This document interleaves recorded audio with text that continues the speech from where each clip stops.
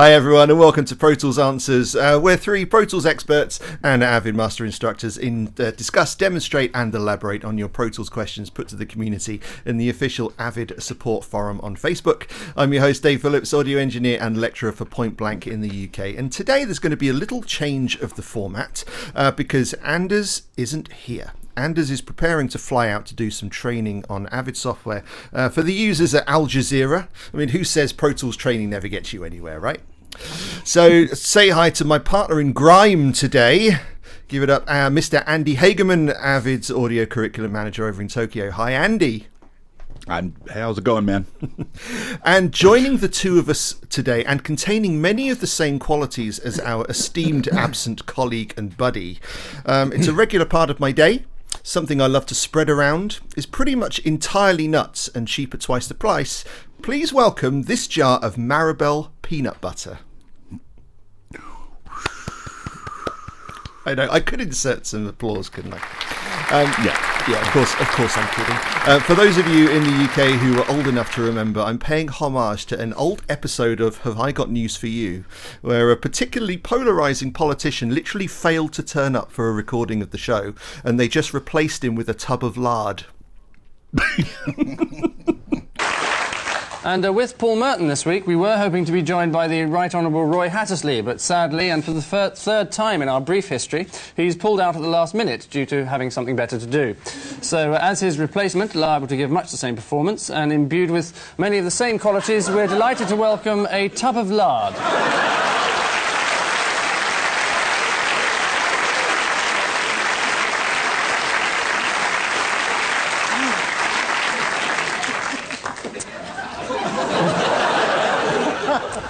So, I'm not going to lie, I did consider it. but we love Anders too much. And also, he's not overweight. So you know, if you want to, I'll be the tub of lard when I can't make a show. You put that right up there. Okay, yeah. But nice. We do have another guest joining us today. We brought him onto the show to discuss a very incredibly clever Pro Tools hack that he revealed in his own YouTube channel recently that absolutely blew us away. So we had to bring him on to discuss it. Please welcome former lecturer at Full Sail, full-time engineer, business genius, and YouTube channel 6 Days host, Pro Tools expert Ryan Summers. Hi, Ryan. Good day. Thank you for having me. It's a pleasure to join you guys Thank today. you so much for coming on talking about this. I'm really excited about today. Can you give us a bit of a rundown on yourself, Ryan? Because you've got an impressive kind of CV and kind of activity list. Yeah, well, I kind of pardon me, kind of stumbled into lecturing at Full Sail University, having some history through drum programming and MIDI production that I learned with some friends in college in the late 90s. Was basically brought into to Full Sail University in Orlando, Florida to do some MIDI production teaching. And the teaching gig just really, it really kind of fed gifts, you know, kind of that I have and grew that kind of taste for wanting to shortcut the learning curve for other people. And I think for those of us that kind of grew up in the computer age with DAWs, you kind of you realize how much that you can kind of weed out and actually get people to the good stuff. And I just over the years really kind of embraced that as a teacher and a course developer. So I continued on for several years and developed Pro Tools courses for Full Sail University in their recording arts program. And on the side, I am a musician. I just have a very musical mind, not theory trained, but just very musical minded in arrangement and things. And so that was my thing, was Pro Tools software and music production. And so it was fun to just kind of walk that out and then just to constantly develop that. I think as a lecturer, you're constantly confronted with needing to provide solutions and needing to improve your skill set. And, that was good for me that way. So I also have some instrumental music that's out, some compositional music.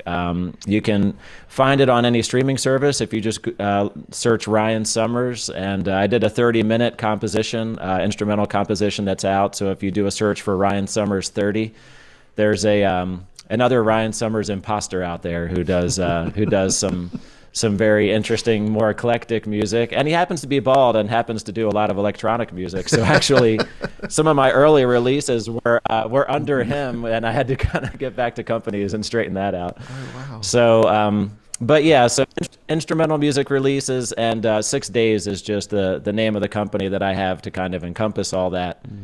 And also involves a publishing company kind of all together as well that I have to put stuff out with. So so yeah, and there's a YouTube channel. So I'm starting the YouTube channel and getting some tutorials going, some other ideas that I have, and so that's just kind of a new step for me to get out and just release some things and show people some other hacks or some other things we can living the dream. Brilliant. So is the publishing company is it a vehicle for your own stuff, or are you publishing for other people? Yeah, it's really more for my own things, but I want to produce. I'm a songwriter and a music producer, and I want to write and produce with other artists. I want to collaborate with people and write for other people. And so, as God brings those people in my path, I already have met some really talented musicians just relocating. We just relocated from Florida to PA in the winter during one of the coldest winters. Smart move. On record over the last couple of months. Thank you very much. Yeah, here's 4 straight weeks in the teens, that was amazing. So yeah, but just coming into contact with just a lot of new musicians and some really talented people, and I just look forward to writing and producing and releasing more collaborative kind of things too. And you've used Pro Tools for your MIDI writing since MIDI's been in Pro Tools, right?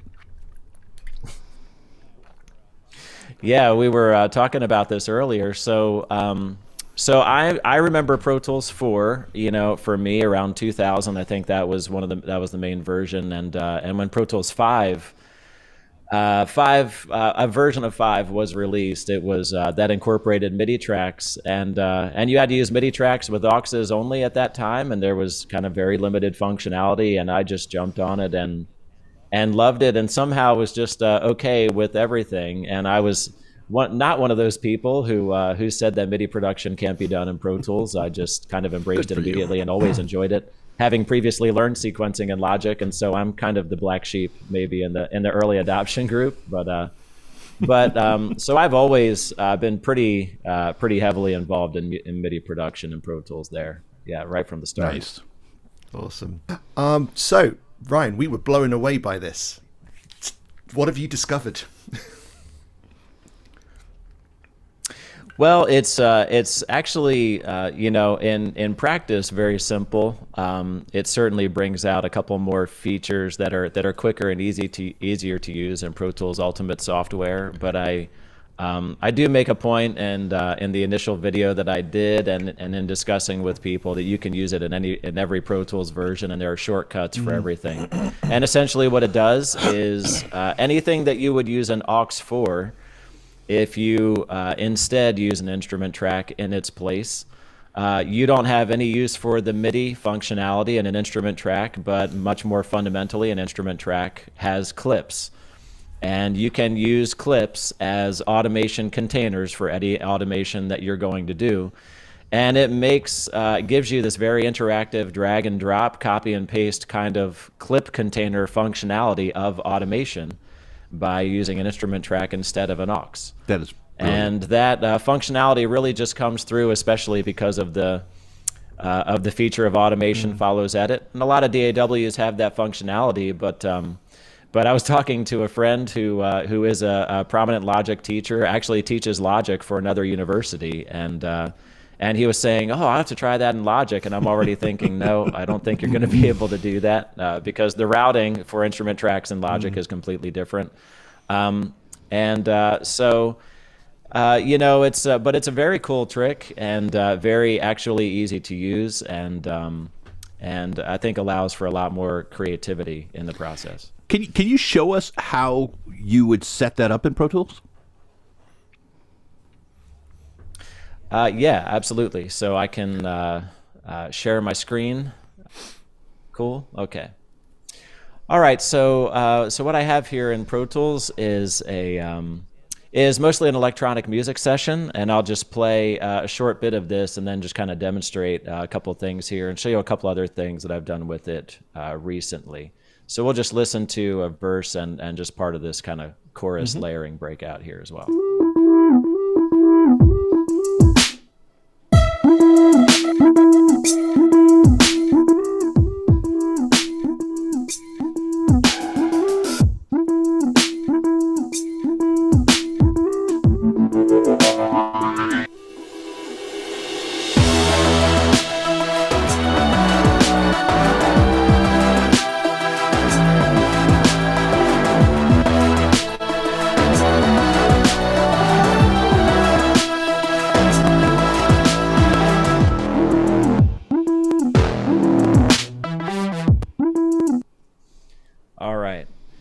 So who says electronic music can't be made in Pro Tools? Certainly. So what we have here is just a number of areas where we can introduce aux tracks into our workflow. And so what we'll do is we'll just start by opening our drum tracks here, just as an example. And we have a couple snare layers in here and a group that's in place. So I'll just open this for a moment. And one of the things I like to do certainly is to put time-based effects on drums, but especially I like to do some different kinds of automation with things like reverb effects and things that kind of carry out what can we do to morph and to just warp those things, just make them more interesting than they are. One of the themes that I like to tell people is just not to settle. So there's always an extra step you can take, and always one more function you can try just to see if you can get to a place where you can do something that no one's ever heard before. So you've got, just so I understand what you're doing here, you've got a traditional subgroup going to a routing folder for all your drums, but for the two snares you've got sends, and those sends are going to effects, whatever effects you're going to put on there, and instead of an aux track, which is what I would have done, you've got an instrument track called snare effects. Am I reading it correctly? 100%. Right. So what we have here is just a pair of snare tracks that are in a layer here. We have two sends that are going to the input of what would be an aux. That's our instrument track. And then we have a sub track in here, my drum sub track, which is also an instrument track. And so far, all the routing is pretty consistent with anything we would do with an aux, and we'll just kind of work forward from here. And so I'll give kind of a shorter demonstration here of what I did in my initial presentation of this, but you guys will get the point, I think, pretty quick. And what I'm going to do here is just add a reverb plugin in here, and in fact, we'll use the black hole plugin today. I love Eventide's effects. And just play around a little bit. So let's see where we're at here with the sends here, and we'll just solo these out for a moment.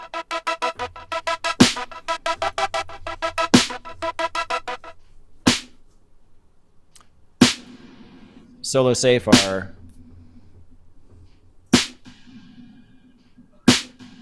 all right. This one has a kind of delay built into it, and we'll just crank up our effects here just to make all these effects really obvious to hear.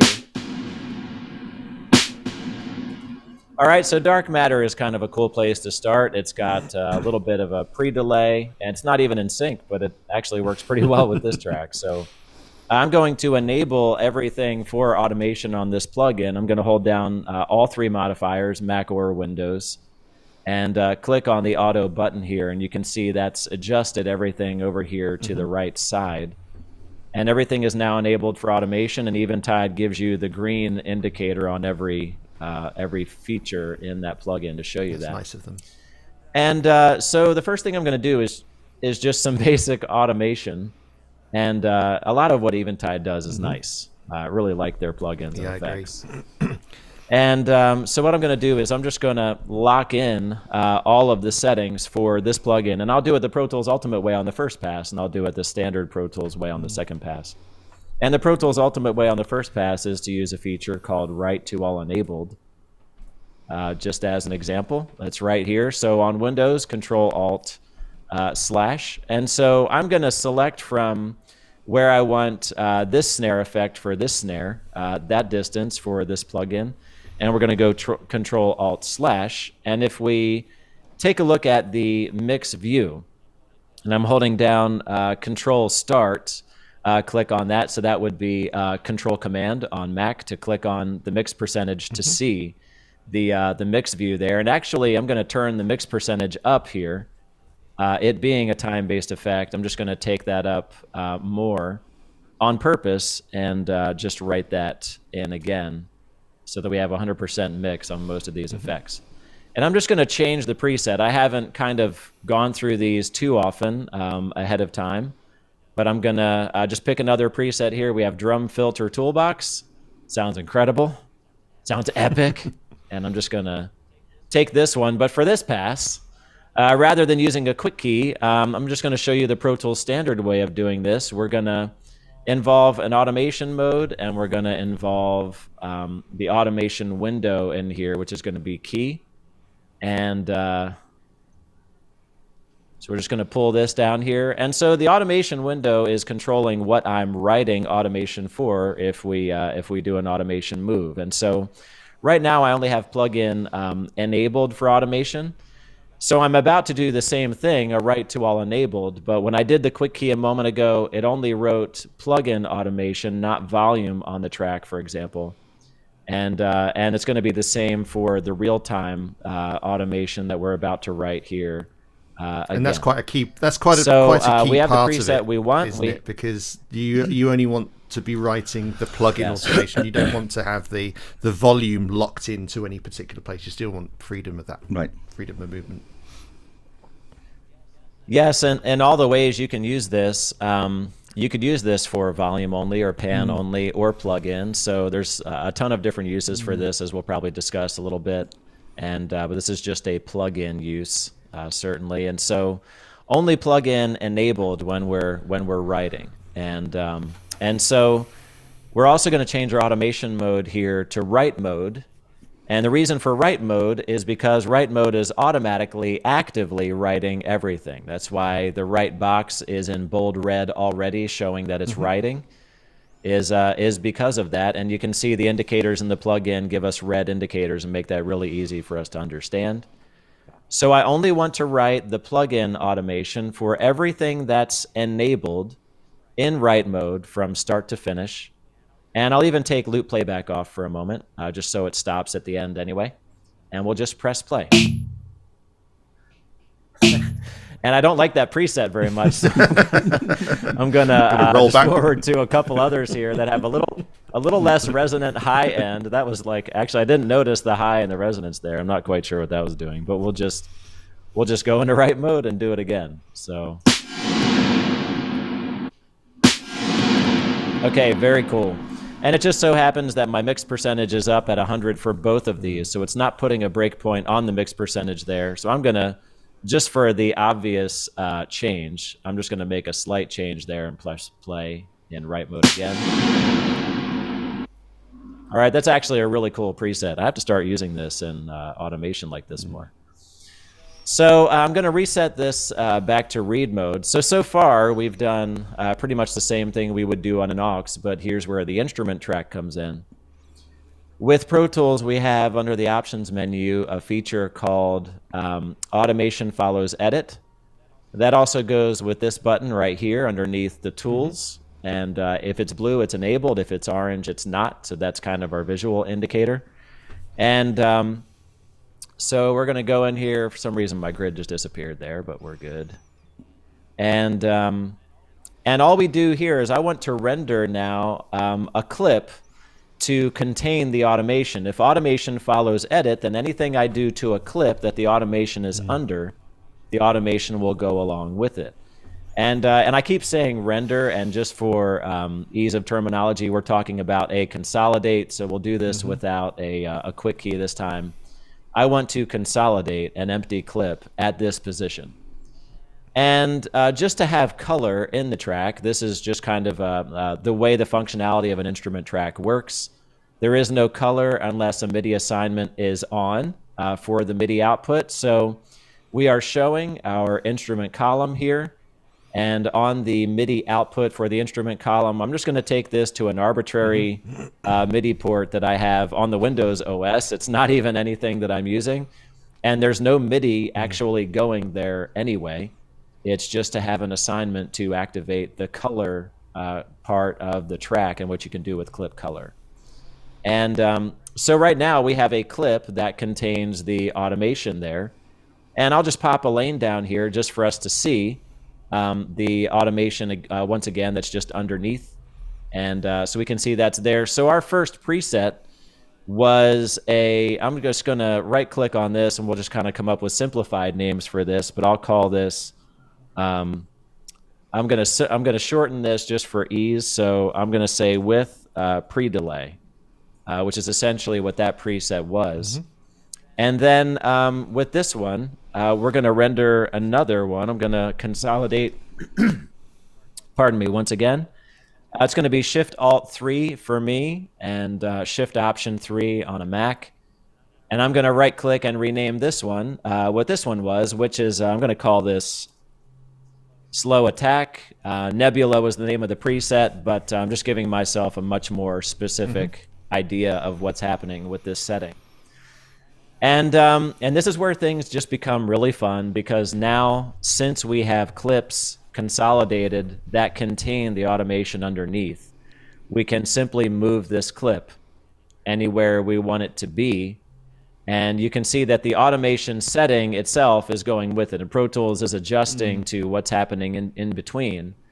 But what this allows me to do now is just kind of very simply alt drag and just alternate both of these. And just go back and forth from one to the other. And if I just want to extend this one for 2 snares instead of 1, then you can also apply the trim tool to this, and the automation will extend, the boundary will extend with any adjustment and any trimming that you do here. Brilliant. So it's just just becomes a very cool and interactive way to just work with automation if you just have the instrument functionality. And because I have different presets here just to show this as well, right? This is just where clip color coding could come in a clip at a time, and you can just be specific, about what you want these to be also. Yeah, and Andy's word for it is brilliant. Because we can cut and paste automation on the auxiliary track, but it's cutting the automation lane, isn't it? It's just making selections on the automation lane. But having the container there, the actual clip there to be able to get hold of and move, it's a brilliant solution, which makes it so visually easy to do. And I think one of the bonuses, so without the is clips, that if you want to cut and paste multiple automation lanes, you have to do those separately, right, on the normal auxiliary track. Certainly, yes. If I wanted to just change one parameter or something in Black Hole, you have to find that lane, make an render just an edit for just that view. And the instrument clips give you everything in one container. It's just it's great. I mean, you can copy all plugin automation, but it copies, but it's a it's a menu thing, and there's just no visual feedback like you've got with this. It's just such a smart way to work. Ryan, it's brilliant. Thank you for sharing this with us. Thank you for sharing this with the world. Absolutely. It's my pleasure, although any use of this in the future has to be attributed to me. Where do we send the payments? He wants points every time it's used on a record. I'm not sure what that credit looks like. We have Pro Tools credits, we have Pro Tools engineer credits, so instrument track attribution. So what? Okay, you do get to name this though. What are you calling this technique? That's a great question. Oh boy. Okay, you put me on the spot here. Yeah, interesting. I think it's just instrument track automation. I'm going to call it. I'm going to call it a summer's drag. Something along those lines. I'm going to call it a summer's drag. That's good. A summer's drag. for now. Working title. Working. Track. Stay tuned to Pro Tools Answers. Next week, we'll tell you what we're going to call this. We'll work on it and we'll let you know.